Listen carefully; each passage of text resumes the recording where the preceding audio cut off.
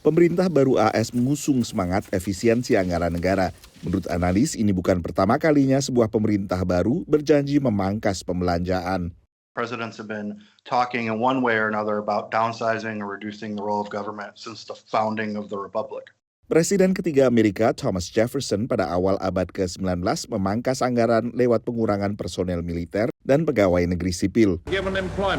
Pada tahun 1930-an, Franklin Roosevelt menggulirkan beragam program federal guna mengatasi dampak depresi ekonomi akbar. Program-program ini mempekerjakan jutaan orang sambil menstimulasi ekonomi, tapi semuanya adalah pekerjaan sementara.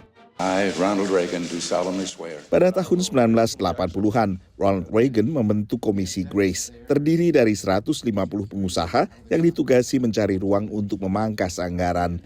President Reagan asked the Grace Commission to look at the government with an eye towards making it work more like a business. Menurut website Perpustakaan Kepresidenan Ronald Reagan, sebagian besar rekomendasi yang memerlukan perubahan perundangan dari Kongres akhirnya tidak pernah diimplementasikan. Tapi yang terjadi sejak era Ronald Reagan adalah terjadi pergeseran besar dalam paradigma memandang soal efisiensi anggaran dan perlunya merampingkan pembelanjaan pemerintah federal. It was a fundamental sea change from the previous century, really, of expansion of the role of government in society. Pada tahun 1990-an, Bill Clinton mengurangi jumlah PNS sebesar 300.000 orang, yang banyak diantaranya lewat pensiun dini. Certainly, one of the more significant administrations in terms of reducing the role of government of the modern era. Saat masa jabatan pertamanya, Donald Trump membekukan rekrutmen federal dan melakukan berbagai pemotongan. Tapi sebagian pengamat mempertanyakan diterapkannya pendekatan dunia usaha terhadap pemerintah. When you're the government, you are responsible to the people. And your goal is not to make money. Your goal is to provide services and defend the nation. There's a lot of fraud and waste in the private sector.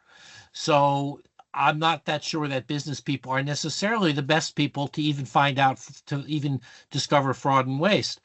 Tapi Trump memiliki keunggulan yang tak dimiliki Reagan maupun Clinton. There can be a faster and more comprehensive response because of social media.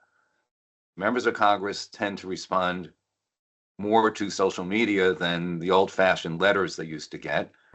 Apapun yang dilakukan nanti, kewenangan soal anggaran berada di tangan Kongres, sehingga Badan Legislatif AS inilah yang harus menyetujui pemangkasan apapun terhadap anggaran. Dari Washington DC, Nova Purwadi dan tim VOA.